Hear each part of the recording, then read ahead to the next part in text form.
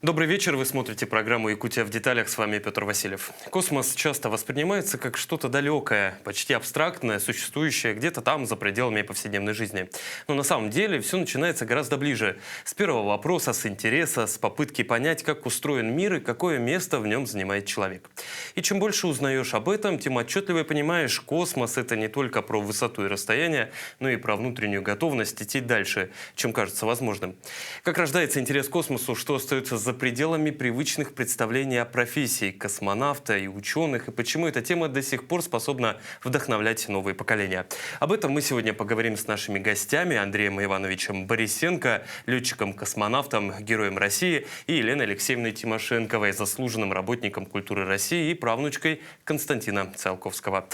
Андрей Иванович, Елена Алексеевна, добрый вечер. Добрый вечер. Рад приветствовать вас у нас в Якутии. Хочу начать наш разговор вот с чего. Я обозначил, что интерес к космосу рождается он отчасти так у некоторых внезапно, у некоторых после просмотров каких-то определенных фильмов, кто-то целенаправленно в этом стремится. И вы вот, у меня сегодня в студии два гостя, которые диаметрально пришли к космосу, казалось бы. Андрей Иванович, вот я знаю, что у вас все это началось в 9 лет, совсем ребенок, фильм «Укрощение огня». Вот неужели знакомство с этим фильмом определило вашу дальнейшую судьбу? Вы знаете, как, может быть, странно это не звучало, или, скажем так, можно не верить в это, но действительно так и было. Наверное, это потому, что фильм отлично был снят, и прекрасно была игра актеров, игра которых заставила поверить вот меня, как ребенка, что жизнь, которая показана на экране, что это практически настоящая жизнь, и мне просто очень захотелось, чтобы эта жизнь была бы и моей жизнью тоже. Так что, да, оглядываясь назад, я понимаю, что это точка отсчета. Ну, захотелось — получилось. Захотелось — получилось. Правда, между захотелось и получилось прошло 30 лет. Но тем не менее, это отличный пример того, как ставить цель и добиваться ее. Елена Алексеевна, у вас же наоборот получилось. Вы, получается, это в своей какой-то степени наследие. Вы знаете, это не наоборот, но это...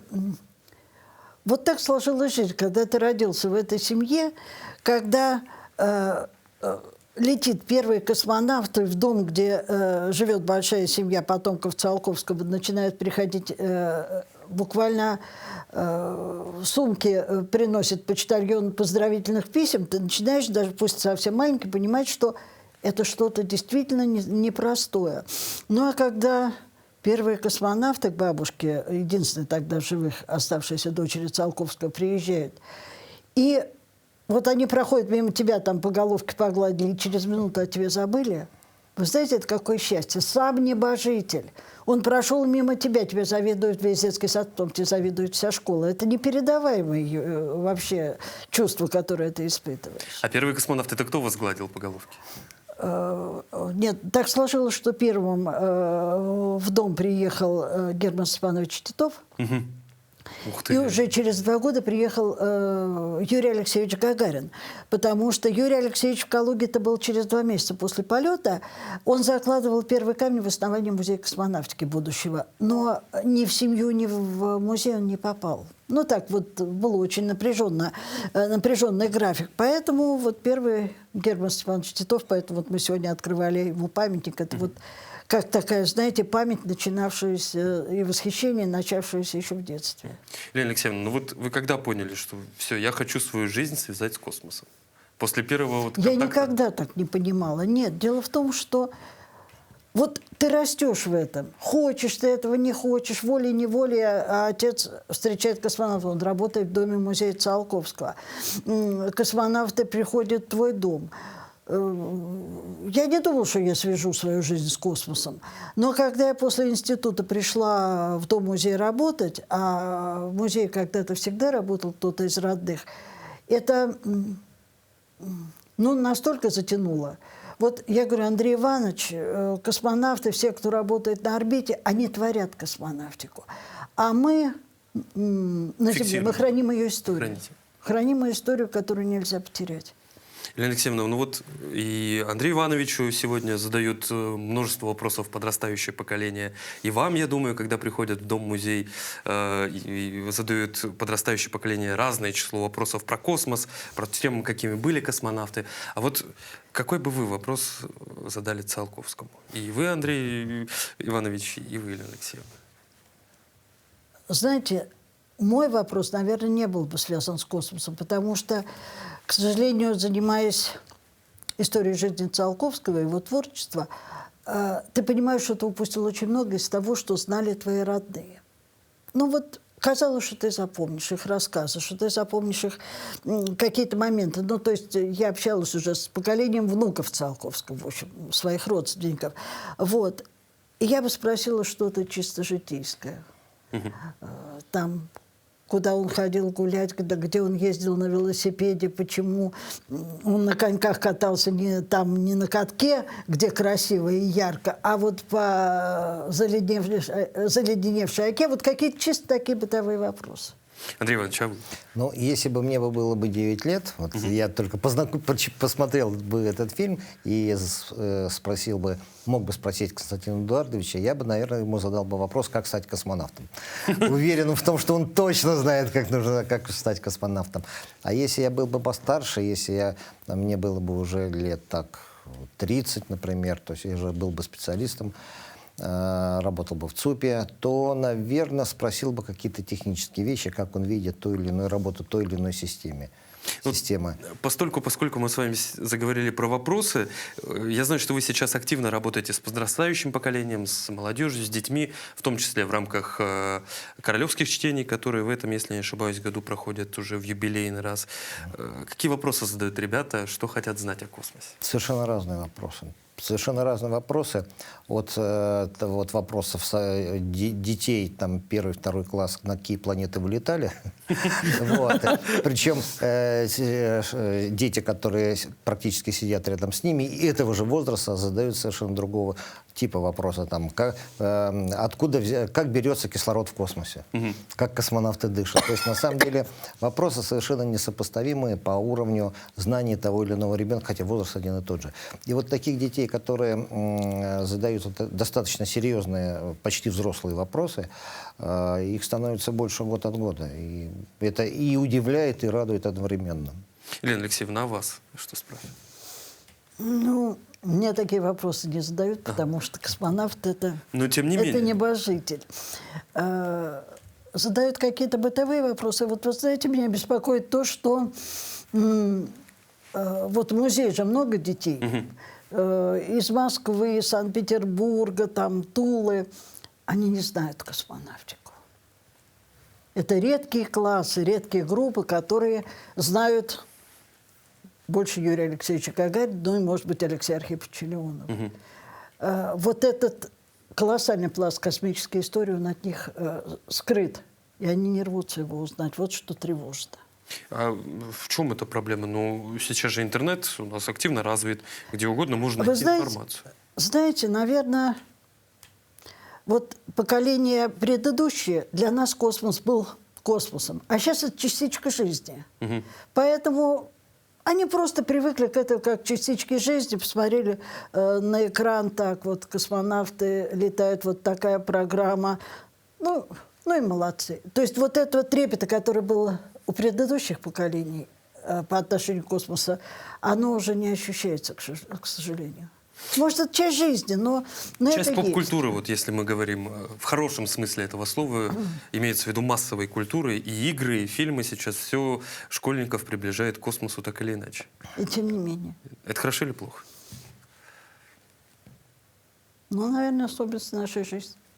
Ну хорошо, но будем надеяться, что в том числе и ваши проекты, и ваши приезды, возможность пообщаться с вами вживую, я думаю, для школьников это так или иначе большой плюс. Тем более для школьников нашей республики. Мы же в целом, Якутия очень сильно связана с космосом, и всеми известные позывные Гагарина у нас здесь есть. И вот мы совсем недавно запустили на орбиту свой собственный спутник Чулбон. Слышали об этом?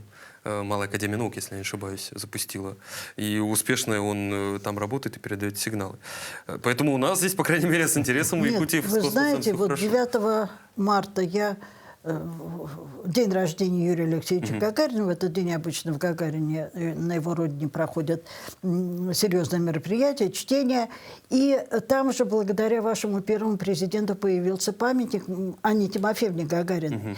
И в этом году была установлена памятная доска, вот именно это событие отражающее. Это очень здорово. Андрей Иванович, мы тут немножко сейчас пожурили все вместе современную культуру, которая сделала подрастающее поколение школьников чуть-чуть дальше. Но вот я знаю, что у космонавтов есть особая традиция. Многие, ну, возможно, сейчас уже нет, смотрят «Белое солнце пустыни». Нет, вы знаете, смотрят до сих пор, и будут, я думаю, эту традицию не будет нарушать еще долгие-долгие, даже не годы, а десятки лет. А с чем связано и зачем? А зачем связано? Знаете, космонавты люди не суеверные, но мы очень не любим нарушать традицию, вот это совершенно точно. И традиция смотреть «Солнце пустыни» пошла тоже достаточно давно, если я не ошибаюсь, 73-го или 74-го года, когда фильм только появился на экранах, причем даже еще в закрытых показах, еще не вышел на обозрение всем гражданам Советского Союза. И фильм подобрали как средство такого релаксации экипажа непосредственно перед полетом, такой психологический, снять психологическое напряжение, с одной стороны. С другой стороны, вот как мне рассказывали старшие товарищи, это был еще и образец, и в настоящее время это образец прекрасной операторской работы. А ведь космонавты еще и почти профессиональные операторы на борту. У нас есть специальная кинофотоподготовка, потому что нужно делать огромное количество технических съемок, иногда и художественных. Вот. И это такой был бы еще один ненавязчивый урок для экипажа, как нужно снимать. И один раз в 1984 году экипаж не посмотрел «Белое солнце пустыни», нарушив эту традицию, решили доделать какие-то свои дела, недоделанные за это время. На следующий день, во время пуска ракет-носителя, взрыв, пожар, и только благодаря безукоризненной работе системы аварийного спасения и оперативной группы управления на Земле экипаж остался жив, здоров и благополучно приземлился в нескольких километрах от очага взрыва. И в дальнейшем выполнил свои очередные космические полеты, но уже в составе других экипажей. Так вот, после этого случая ни один экипаж не рисковал не посмотреть «Белое солнце пустыни», а наши зарубежные коллеги по экипажам отказываются не смотреть, если им это предлагают. То есть и зарубежные коллеги зарубежные, да. В оригинале? В оригинале. Ух ты! Поэтому фильм снабжен еще и субтитрами на английском, французском, немецком, итальянском, в общем, на представителей, носителей языков всех тех стран, которые когда-либо летали в составе. Но это как у тех, кто на Союза. самолете летает, нужно обязательно перед тем, как сесть, потрогать там, я не знаю, борт корабля, самолета. Вы знаете, это традиция летчиков, да, и как бы сугубо профессиональная. Вот как показывает практика, те, кто летает на корабле «Союз», независимо от того, он в каком качестве летит, профессионального или непрофессионального космонавта, эту традицию тоже выполняет свято. Я так понимаю, что релаксация там достигается за счет вот этих пейзажей постоянных. Желтое-белое. В фильме желтое-белое, имеете в виду? да. Нет, в фильме релаксация, наверное, на мой взгляд, достигается самим фильмом, самим содержанием фильма, игрой актеров, в общем, всем тем, за что мы любим хорошие фильмы. А вы же пришли в профессию как инженер, насколько я понимаю. Ну да, я по базовому образованию инженер-ракетчик, закончил военмех, Балтийский государственный технический университет, сейчас это называется. Так что я пошел по одному из возможных на тот момент путей в космос. Это либо летная, либо через летную работать, либо через инженерную. Вот я пошел через инженерную. А вот это как-то поменяло взгляд на профессию? Ну, то есть... Нет, это не столько повлияло на профессию, сколько вот знания инженерные, плюс ко всему почти 15-летний опыт работы в Центре управления полетами.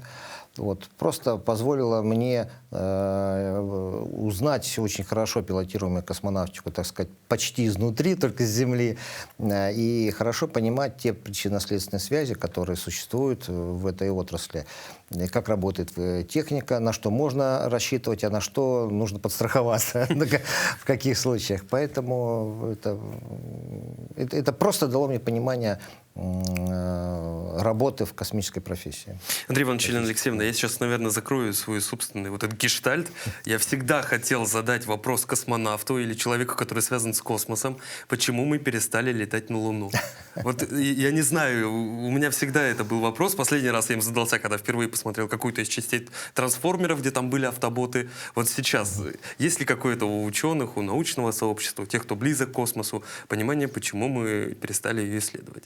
Ну, да, Значит, давайте, наверное, все-таки вспомним о том, что мы ее, да, какой-то период в истории цивилизации люди не летали на Луну, но, тем не менее, автоматическими аппаратами продолжали ее исследовать.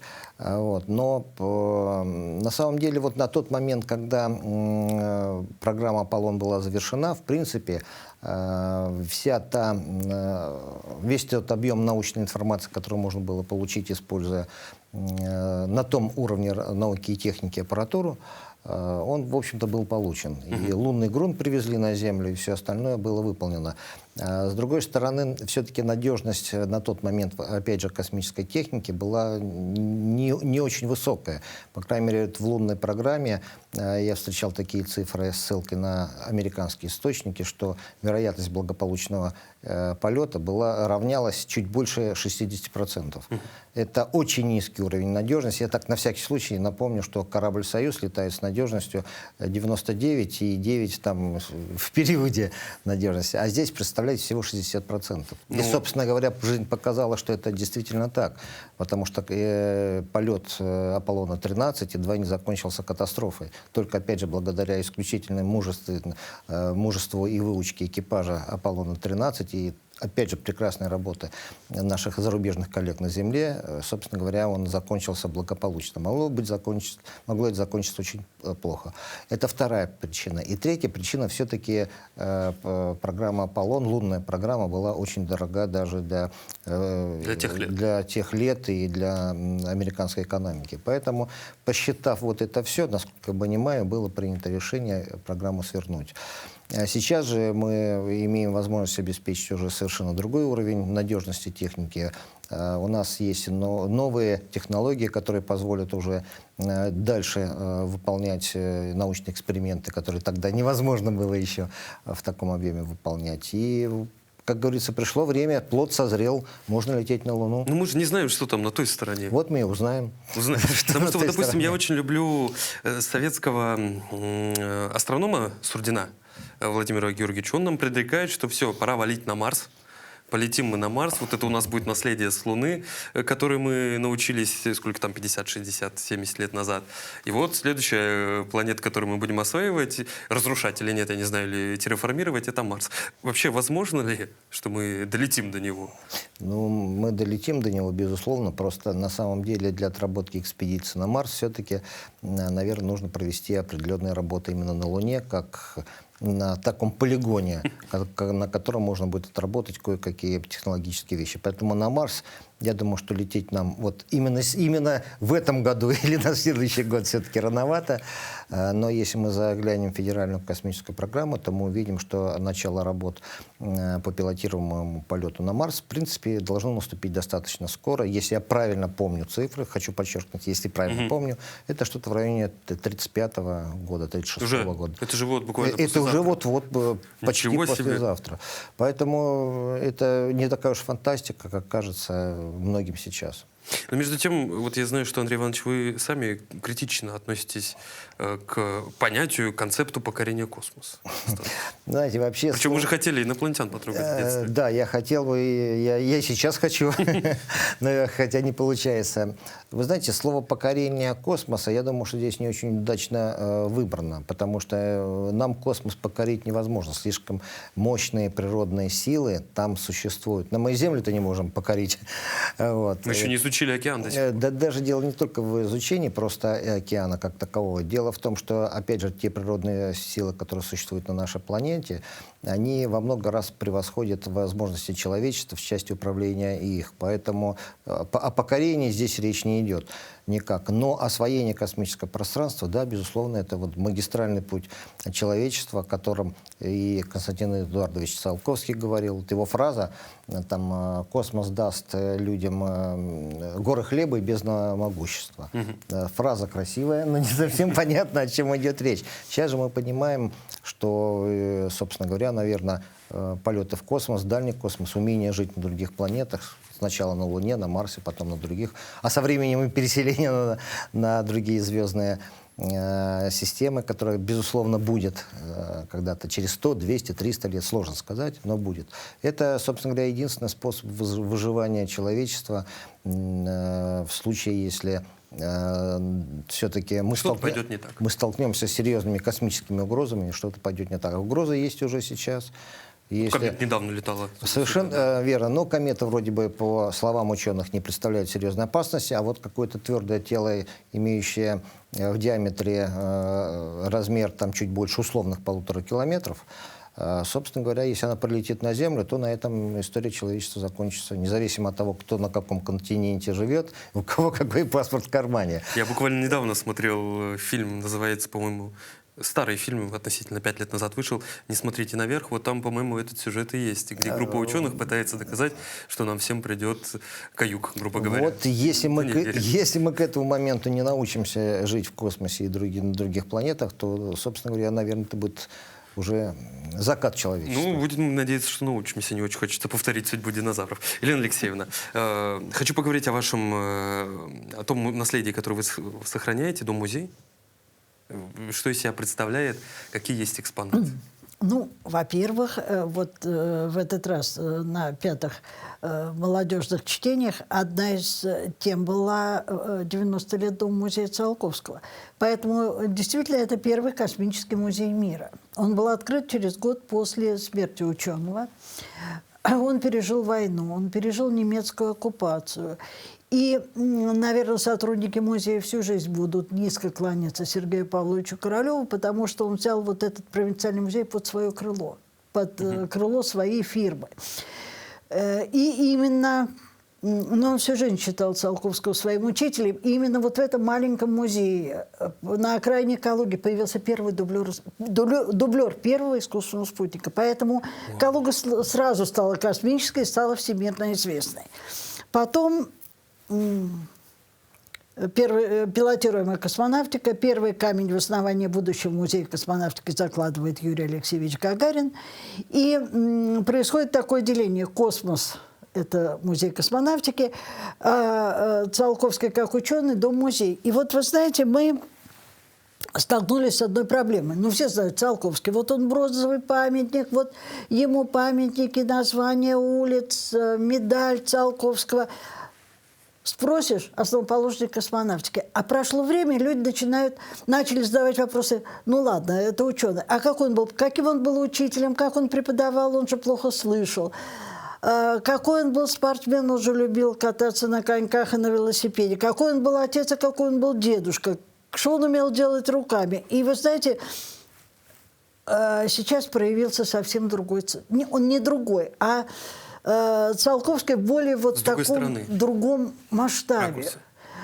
Великий и простой, спортивный и такой смелый и застенчивый. И вот такой Циолковский, он всем более понятен, более привлекает. Ну вот, насколько он привлекает, я хочу об этом поговорить. Там, я так понимаю, у вас налажена напрямую работа с подрастающим поколением. Ну, видите ли, мы кусочек музея космонавтики, отдел, поэтому у нас работа ведется совместно, и чисто технически у них условий больше. Но любая программа, любой фестиваль, любое мероприятие, оно начинается с корней, то есть вот с нашего домика музея. Когда они проходят по этим очень простым комнатам, когда они видят вот этот стол, заваленный рукописями и книгами, кресло, на котором Циолковский сидел. Это, вы знаете, это заставляет их немножко по-другому посмотреть. И отойти от бронзового к человеческому. Да. То есть можно сказать, что там начинается отчасти космос у нас. Естественно. В какой-то степени. Вот вы сказали, что по-другому раскрылся и раскрывается Константин Эдуардович Циолковский, в том числе и как дедушка, прадедушка.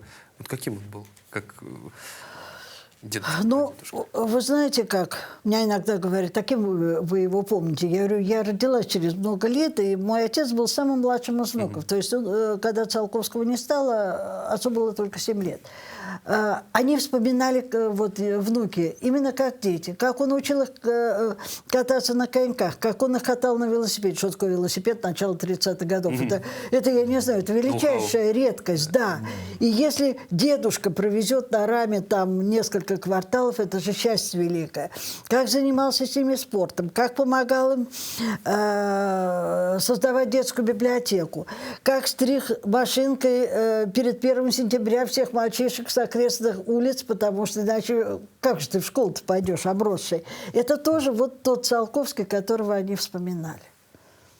Слушайте, удивительно, совсем с другой стороны. И для меня тоже открывается человек, о котором я знаю только из учебников условной истории, там где-то из физики.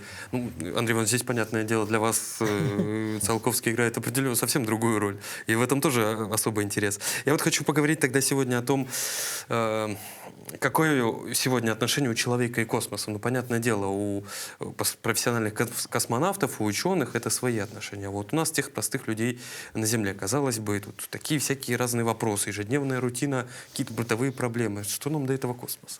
Вот как мы сегодня с ним связаны? На ваш взгляд? Ну, во-первых, наверное, мы связаны через потребление тех изобретений, создание тех технологий, которые создавались в рамках освоения космического пространства.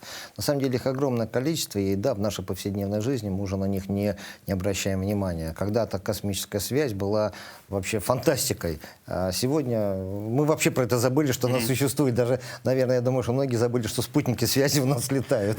Да, что там все Да, понятно. что там, да, как бы, ну, вот есть и есть связь. Да, это стала обыденная вещь, и многие, опять же, многие вещи там типа тефлоновых сковородок или ну, любой кухонной посуды там с тефлоновым покрытием, памперсы, там, я не знаю, вот застежки различные на одежде и огромное количество других мелочей, оно вошло в космос. Мы даже, большинство из землян даже не знает, что это имеет родом оттуда. Поэтому вот, по крайней мере, через потребление вот того уровня, который был разработан для космической техники, уж точно мы связаны все с космосом. Ну и как минимум, потому что мы на большом каменном шаре на огромной скорости просто летим по космосу уже много-много лет. Андрей Иванович, хочу с вами поговорить немножко про внутрянку. Вот увидели Землю впервые с огромного расстояния. Что почувствовали? Ну, как вспомнили? Да, во-первых, расстояние не такое уж огромное. Все-таки у нас высота полета Международной космической станции 400 километров. Ну, тут да, 10 километров на самолете. Ну, понимаете, летишь. что такое 400 километров? Это половина расстояния между Москвой и моим родным Санкт-Петербургом. Это Да, не так уж много. Во-вторых, даже визуально мы видим невооруженным глазом такие достаточно компактные объекты. Все-таки мы видим. Это не то, что видит человек, видел человек с поверхности Луны, глядя на Землю, когда действительно он там виден был как шарик, как теннисный мячик по размерам. А здесь нет вот этого ощущения оторванности. Что я увидел? Я увидел, что действительно планета безумно красивая, потому что те краски, которые ты видишь и на твердой поверхности, и в океане, это то, от чего очень сложно оторвать глаз и заставить себя заниматься делом, вместо того, чтобы смотреть в иллюминатор. Безумно красиво. Ну, романтика здесь есть. Да, безусловно, есть романтика. Ну, знаете, романтика есть в любой профессии, но в профессии космонавта, может быть, ее даже чуть-чуть побольше, чем во многих других профессиях. Вот за счет вот этих безумных красот внеземелья и понимания того, что ты находишься практически за горизонтом. А вот если эту романтику убрать, что в профессии космонавта остается? Я понимаю, много технической работы, очень много. Понимание того, что ты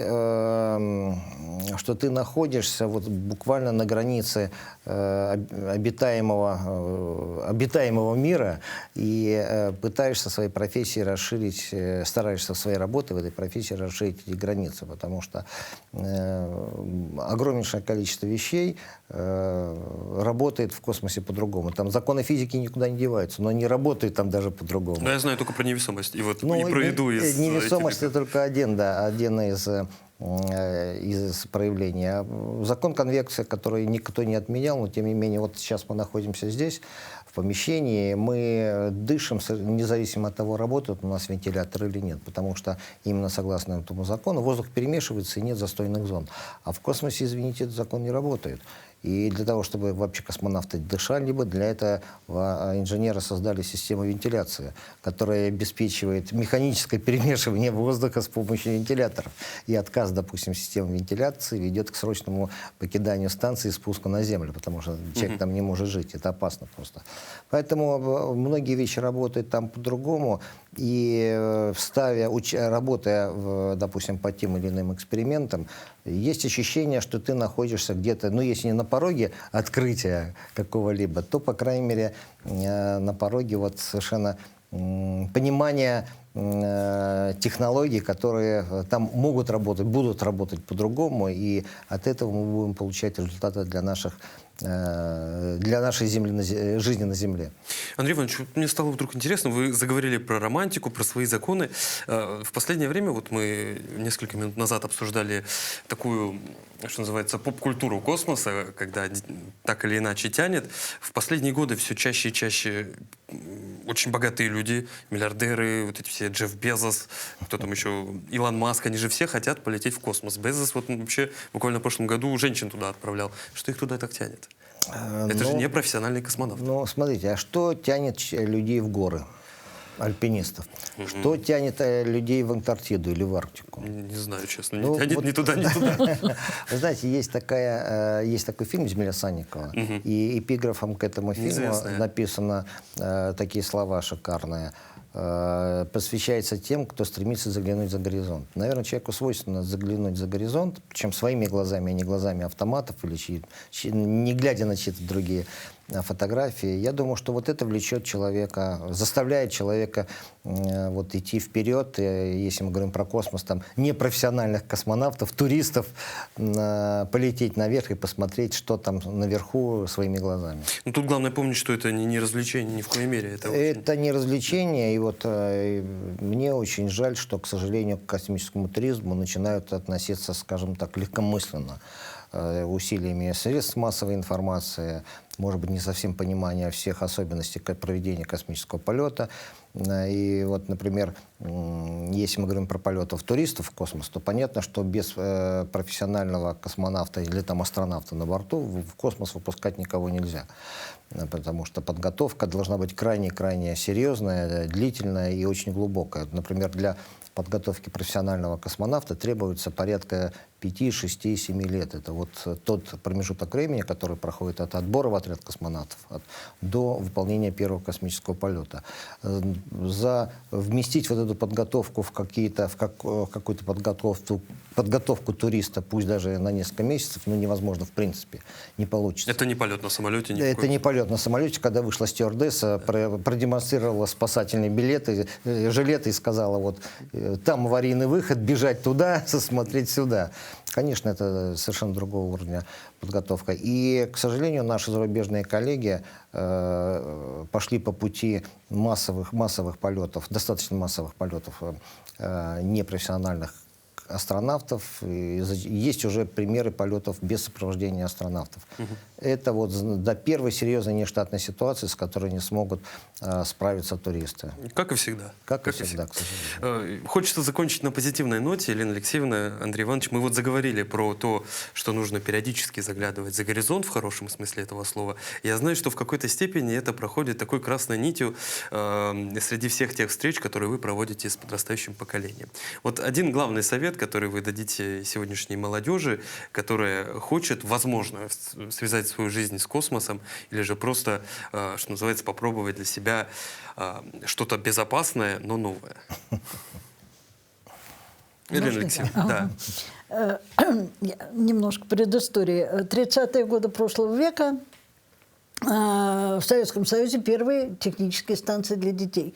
То есть они делают первые приемники, они учатся фотографировать, делают первые модели самолетов, и очень многие пишут Циолковскому. Сотни и сотни писем, детей с просьбами посоветовать, пожаловаться, там оказать поддержку, и он решил ответить всем. Написал письмо, которое было опубликовано в газете «Комсомольская правда», где были совершенно потрясающие слова. Вот его наказ. Он тогда написал: дорогие ребята, берегите силы, улучшайте жизнь, всегда учитесь и никогда-никогда не падайте духом. Ну, я считаю, что это очень исчерпывающе и, что называется, Мне тоже очень понравилось. на долгие годы вперед. Андрей Иванович, у вас напутствие. Ну, я думаю, что я вот пожелал бы, наверное, всем, и ребятам, и, кстати, взрослым тоже, не бояться той мечты, которая есть у каждого. То есть у каждого есть своя звезда, у каждого есть мечта, которой хочется достичь. И я просто хочу пожелать не бояться идти к своей мечте, как бы это трудно, как бы сложно, как бы невыполнимо иногда самим себе это казалось. Недаром говорят же, через тернии Через тернии к звездам. Совершенно верно. Андрей Иванович, Елена Алексеевна, я благодарю вас за интересную беседу. Я, наверное, не буду забегать вперед, но все-таки поздравлю вас с наступающим Днем космонавтики. Он буквально через пару недель. Спасибо вам за то наследие, которое вы и сохраняете, и приумножаете, собственно, и доносите те знания, которые ваши и наши предки оставили для будущих поколений. Спасибо, что вы пришли к нам в студию. Спасибо. Спасибо. На этом выпуск программы «Якутия в деталях» подошел к концу. С вами был Петр Васильев. Смотрите нас по будням в 19:15. Расскажем обо всем в деталях.